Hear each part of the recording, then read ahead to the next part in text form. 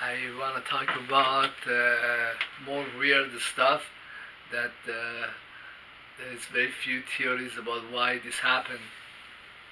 Uh, if you look at my videos, you see that there is like several teams that they are running concurrently.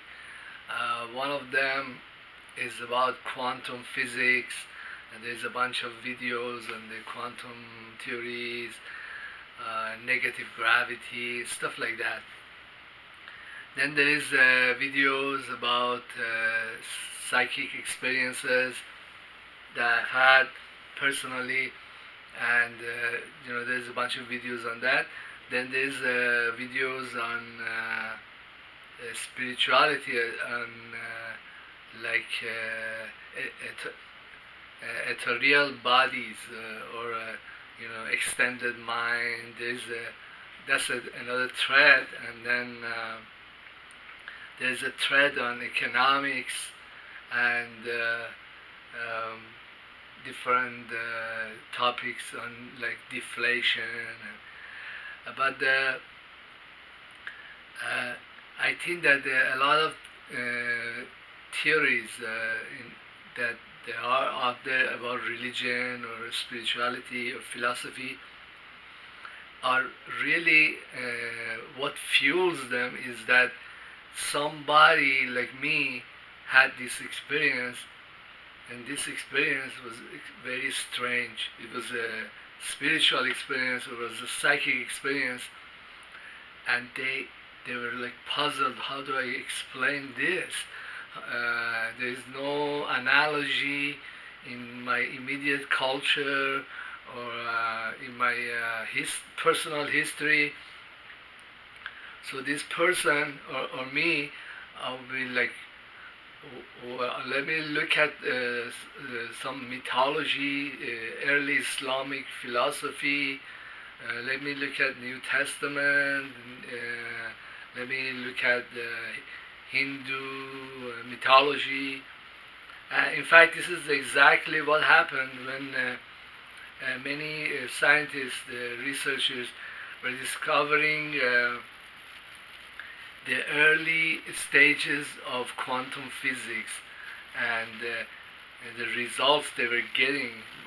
For example, they discovered through the double slit experiment that hey, the consciousness matters and it's part of the universe, and it's also somehow related to the physical world.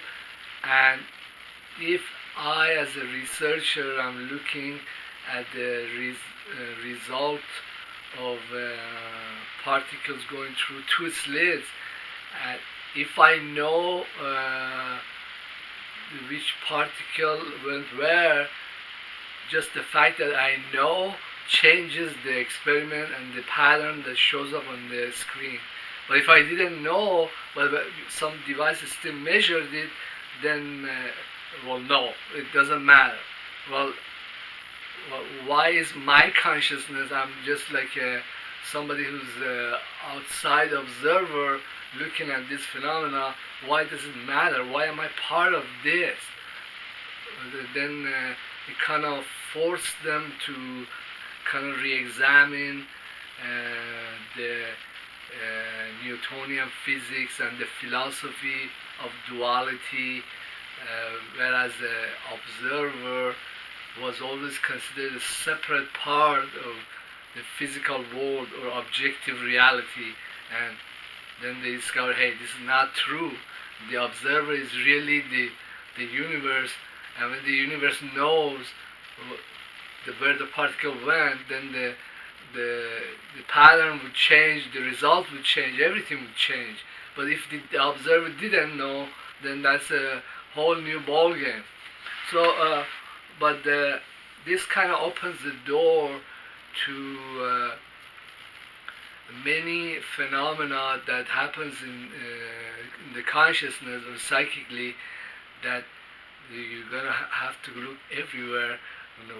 What just happened here? What was this experience all about? And I want to talk about one and there is many parallels in history, in Christianity, and in Islamic philosophy and Islamic history, and then kind of make an analogy. Well, but then also I like a lot of the fiction that they depict the different scenarios. Like I like sci-fi. Well, there is this series that I watch a lot, and I kind of see parallel between it and the events that's going to happen. But this series is called Lost, and in this island that these guys are all stranded in, there's two groups. One is the others, which means the people that were thrown in there because their planes had crash landed, and then there were the researchers and the scientists that had come in before, and they were doing research or some kind of government-sponsored program, and they both these groups, they knew this island is very special, it's very weird. There is stuff going on in this island that is very hard to explain. Well, the guys that were the sponsored researchers, they were digging inside of a mountain or something. They had made wells, and they were looking for this source of ultimate energy, and they were going down, and they had these physicists come in and do experiments. I guess the island was shifting in time, or they were shifting in time. And then there was also, but the other group, they also knew that this island is very weird, and there's creatures there that's very very strange. There was this temple, or a stone temple, and there was, when you went inside the temple, there would come out this ghost, or this ghost of a snake that would come around, wrap around you, and if you were really sick, it would just totally heal you as if nothing has happened. Even if you had injuries or knife stab, something like that. So this was a very strange phenomenon, but also this it's kind of like analogy to early Christian writing.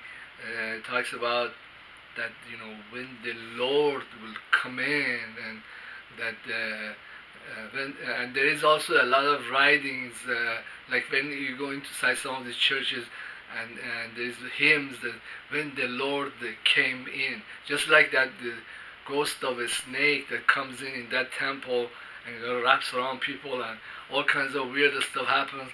The Christian mythology or philosophy also depicts this thing, this ghost that comes in, does all this stuff, and everybody talks about it, and then another 1,000 years go by, and then again there is a resurgence of this holy ghost, or this holy snake, or this creature, whatever it is. And then this stuff shows up in Quran too, like there is a lot of stuff Muslims believe in, but then you come across words like this in Quran. Eza waqa'at al-waqia. When this, it says that when this event happens, when then you read this, what event? What thing? What is this, like the holy snake or the holy ghost that comes in? The Eza waqa'at al-waqia. When that event, like it happens. Well, big banana, what? Then in Islamic early history, you read that Prophet Muhammad used to go into this cave and meditate, and then then suddenly one night this ghost, this angel came in, and he said all this stuff, and this is like a verse of Quran, and this whole religion suddenly popped out of thin air, like what? But the I had experiences, and a lot of them are like this. Then they are very strange. There is no precedence in my personal life for them, but then there is historical evidence. Also, there is evidence in fiction and in different religions, and I have some theories of my own about some of these events. But the thing is, if you didn't experience this thing, the holy ghost didn't come in, or this didn't go into this stone temple, and this whirlwind of consciousness or whatever it was came in, didn't do all this stuff, then whatever I would tell you would just be like complete gibberish, and it would just sound like the verse of Quran. It says, "Eza waqa'atul waqa." When this event, when this whirlwind comes in, what you would be asking, what whirlwind, what event, what are you talking about? What? So I just kind of try to put this in a different framework, something that like someone might be able to kind of understand that, hey, these things happen and they have meaning, and also there is an explanation for them. But the explanation that I have for these things is that every person or every animal or every creature, even the planet Earth or the sun, it has a ghost of its own. It has consciousness. It has the thing that makes it go, the thing that makes it its origination, is the fire in it, and this consciousness, it does not die. The physical manifestation of this creature might be a dog, or might be a person, might be a planet. The planet might explode or get blown away, but this ghost, it doesn't. It exists. It has not only endless life, but also has manifestations. So, like, there are psychics like me that they are like mediums, and they can sense the ghost of dead people, or the ghost of a living person, or their doppelganger, or their extended mind. But then it brings us to this discussion that, hey, maybe the whole universe, okay, which may be one of an endless series of universes, but may not, it probably has a ghost. It has a inner consciousness of its own. It really doesn't need to just endlessly manifest itself in Hassan or in Jack or Jill. It's an entity unto itself. So usually when there is like a medium experiences a ghost, okay, for example, I experienced a sense the ghost of my dad. He had like, when this ghost comes in, he has certain traits, certain things that was very particular to him, and so or it's almost always like an image. I just see this person, and this ghost tries to manifest himself the way I used to know him. It was later in his life. Now when he was younger, he had hair and was better looking. That's not how he wants to come through, because this ghost wants me to recognize him, because we are bonded, we are close. The same, the ghost or doppelganger of my own self, when I or he, which is seems like to be two entities, show up, it usually shows up like a very well-rounded 30-year-old, like academics, and is very composed, something like that. And there's usually colors and halo around him or around other ghosts that show up. So when the ghost of the universe, the ghost of God shows up, okay, this also has particular characteristics and the particular things that happen. And this event, which is often called as the event happened, or in Christianity is called grace, when God gives grace or shows up, and you sense this entity, then a sequence of events or things that happen in the I'll tell you some of the stuff that the Christianity believes to be so, and then also in the Islamic tradition is in the Sufism. But these are the two things that are two main philosophies or spirituality that I'm very familiar with. I have like no trouble kind of picking up, say, hey, this is really the same thing. But in Hinduism, there is a lot of analogy. I put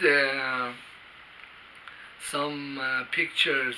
It showed Krishna, which is often like depicted as a very handsome man, but has bluish, like blue complexion and everything, and with his girlfriend or wife, which is more reddish, like the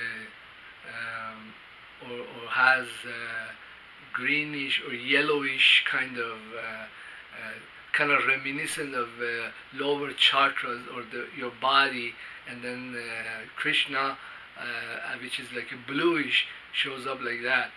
But in the Sufi spiritual tradition, God is depicted as a beautiful woman. Like, you know, in Muslim countries, when they wanted to drink, then the Sahi, the wine bearer, came around with a chalice of old wine and gave every person that was there and sitting in a circle or in a jam, in a group, she would pour some wine, some grace, some communion inside each of these cups, and they would drink and get drunk with her love. This is the Sufi way of looking at it. Well, in Christianity, it's also very similar. It kind of refers to this experience of communion and grace. And in the movie The Passion of Christ, the night that Christ discovers that he's going to be betrayed, Lord shows up as a young, handsome man with a very bluish kind of attire, and he tells him, hey, this is going to be like this. And in the terminology, in the Christian terminology, God is referred to as the Father. Well, it's kind of strange when you look at the movie. Jesus himself is like 30ish, and he's referring to this young man as the Father. This is the Father. um, but it shows that there is love and affection. The same with the Hindu depiction of God, Krishna. It shows a union or affection or love, and then in the Islamic, in the Sufi tradition, it shows God as the divine love that comes around and gives you the wine that will drunken you, something like that.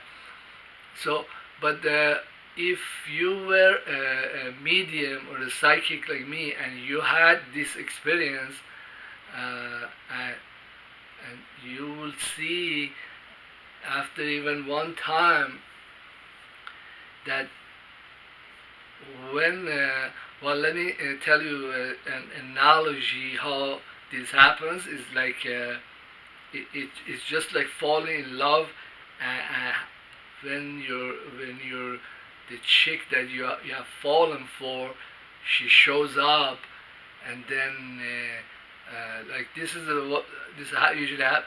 Like when she would come around, and she usually wore this expensive perfume, and I would smell the perfume first before I saw her, and then she kind of comes around and brushes against you, and you kind of wakes you up, hey, and you know there's something is up, and then after that, then whatever studies or considerations or things that you may or may not have had, it just become on the side, a side note, and then all you're doing is looking at her and like.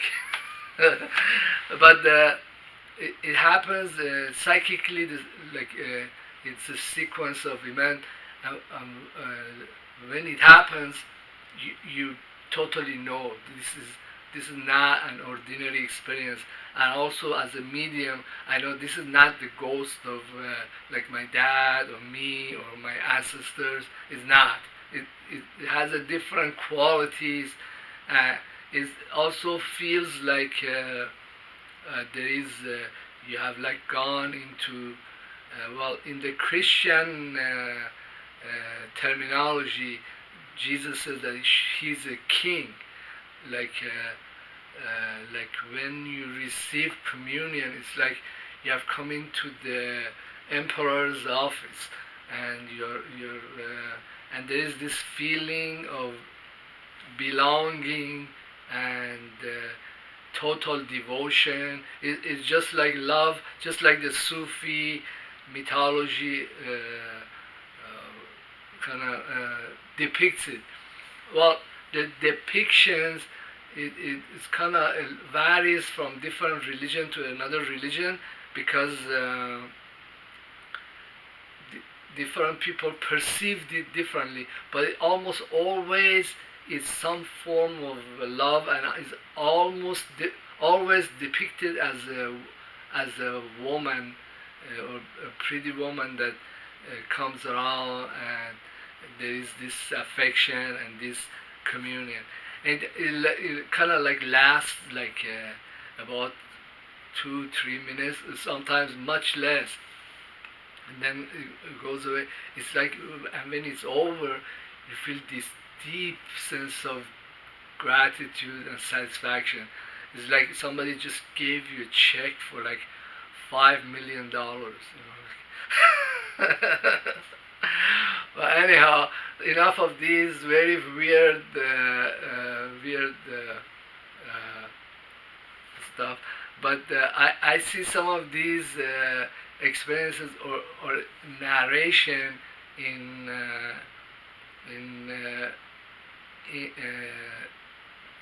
older cultures, and usually these people like Joan of Arc or Hallaj or Jesus himself, they get crucified or they get burned at the stakes, or, because then the people around them, they think this person has some kind of witch's influence, like, oh my God, he or she is gonna like empty my brain and put a new brain in there, and there is a little problem there. Well, thank you for listening to my very weird research, and I don't really expect too many people to identify with this, or oh, by the way, I don't advertise for any of my very strange philosophies, and also don't accept donations. I am not clergy. I'm not a politician. I don't support different groups. What else that I could get in trouble? I have very little interest in manipulating the people around me, except if you are a nice-looking woman, a blondie, or somebody that turns me on.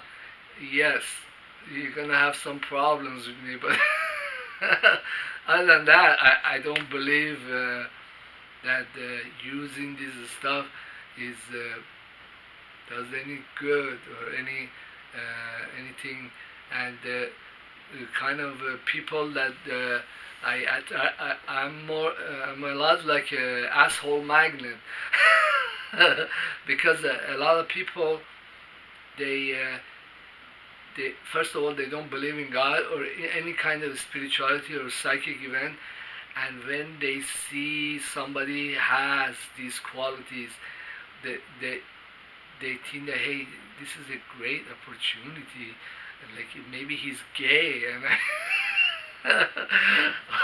I'm not gay, but or he's like a criminal that I could hire and do this and that, or well, I was this kind of shows up because I have an really old car, and I see, like, when I'm driving my car, a lot of people who have very nice cars, they're also very broke, and they're thinking, hey, if I got into an accident, or it's kind of bumped into him with his junky car, then like oh my God, I could go to an attorney and they would be giving me all this money, and or like what, some of the people like me in the history that had gotten into healing, and well, there is manifestations of the divine. Is one of them is healing, but then I don't necessarily want to be a healer, or necessarily want to overthrow the government, or I don't care. I'm not a doctor in medicine. So even though these phenomena, which are similar to other psychics or spiritualists, they happen, well, these other conclusions that people draw, that doesn't necessarily mean that those things are going to happen too, or that I would want to do anything in that regards, even if I have the ability. Just because I'm very smart, I could crack the bank vault, doesn't mean that I kind of get into this business of robbery of central banks or cracking vaults on a daily basis. Well, thank you very much for being in my YouTube channel, and please subscribe and leave a comment.